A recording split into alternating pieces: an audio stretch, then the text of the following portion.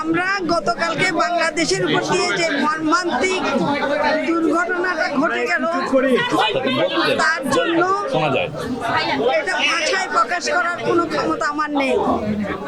আমি গতকালকে যখন বাংলাদেশ চক্ষু হাসপাতালে আমার চোখ অপারেশন করতে গিয়েছিলাম, ওখান থেকে ফিরে এসে খবর পেলাম, টেলিভিশনে দেখলাম, ওখান থেকে ছুটে গেলাম সিএমএইচে।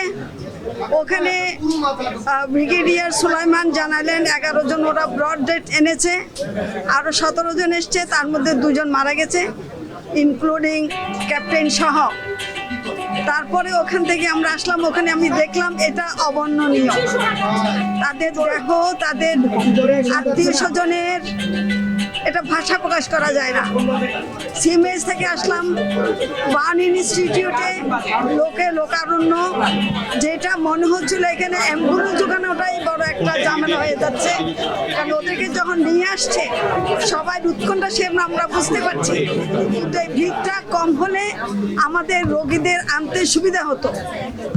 তো আজকে পর্যন্ত আমাদের যে তথ্য সেটা হলো 29 জন মারা গেছেন। এই ব্যাপারে আরো বিস্তারিত তথ্য আমার সহকর্মী খসরু দেবেন। আমাদের এইখানে আসার আগে আমরা আইএসপির সাথে কথা বলেছি।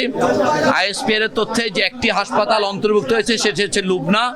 যে হাসপাতালের তথ্য সম্পর্কে আমরা এখানে আসার আগ মুহূর্তে তাদের সঙ্গে যোগাযোগ করেছি, তাদের ওখানে তাদের হিসেবে তাদের রেজিস্ট্রিতে কোথাও কোনো ডেথ নেই, কিন্তু ওনারা মুখে বলছেন যে সেখানে 2 জন শিশু ব্রড ডেথ ছিল, যাদেরকে তাদের অভিভাবকরা নিয়ে এসছেন। ওই 2 জন আসলে ওর পরবর্তীতে কোনো হাসপাতালে আসেননি বিধায় আমাদের কোনো হাসপাতাল ব্যবস্থাপনায় ওই 2 জনের রেকর্ড পাওয়া যাচ্ছে না। আমরা আশা করব আপনাদের মাধ্যমে ওই যারা লুবনা হাসপাতালে যেই 2 জন শিশু মারা গিয়েছেন সেখানে লুবানা, ওইখানকার অভিভাবকদের আমরা অনুরোধ করব যেন ওনারা আমাদেরকে এই নামগুলোকে অন্তত এই তালিকাভুক্ত করার জন্য সাহায্য করেন। এছাড়া একটি পার্থক্য হয়েছে উত্তরা আধুনিকে, আমরা বলেছিলাম সেখান থেকে একজন মৃতদেহ সেখানে নিয়ে যাওয়া হয়েছে সিএমএইচে। ওই সংখ্যাটি নিয়ে আমাদের সঙ্গে আইএসপি এর তথ্যে পার্থক্য হয়েছে। আমরা বলেছি 15 জন, আমরা আসার আগে নিশ্চিত হয়েছি সিএমএইচে 15 জনের এই মৃতদেহ আছে, যদিও আইএসপি এর তথ্যে সেখানে 16 জন বলা আছে। তো আমরা আপনাদের অনুরোধ করব যে তথ্যের পার্থক্যগুলো দূর হতে হয়তো একটু সময় লাগবে, যেহেতু মৃতদেহ এবং দেহাবশেষ নিয়ে আমাদের কিছু পার্থক্য আছে।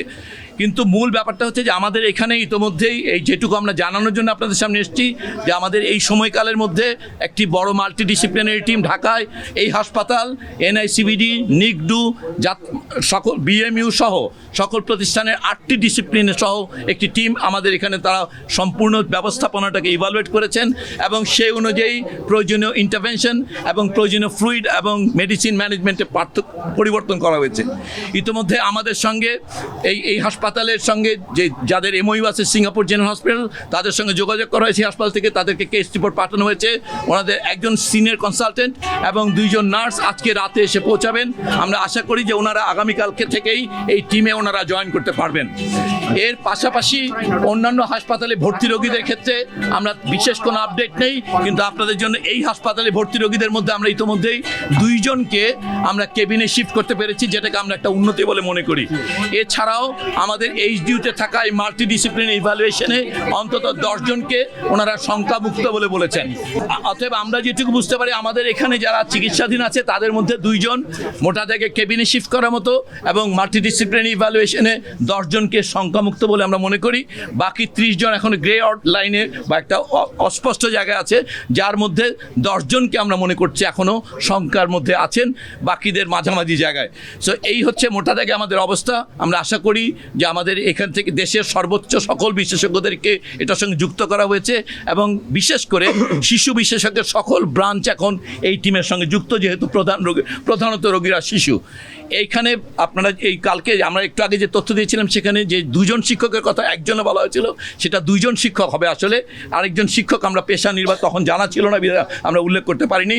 ওই হাসপাতালে ওই স্কুলের 2 জন শিক্ষক আসলে ইতিমধ্যেই মৃত্যুবরণ করেছেন। এই হচ্ছে আমাদের দিক থেকে আপডেট এবং সংশোধন।